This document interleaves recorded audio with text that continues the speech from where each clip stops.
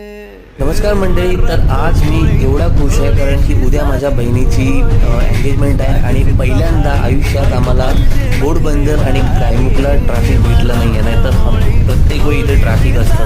त्याच्यामुळे आज मी खूप खुश आहे. तर फायनली आम्ही पोहोचलेलो आहोत. आमची आई बघा किती वेळाने बिचारी 3 तासांनी पोचली. थोड्या आम्ही टाईमपास केला त्याच्यामुळे वेळ लागला. हा बघा आमचा आलेला आहे काका, सृष्टीचा काका आलेला आहे.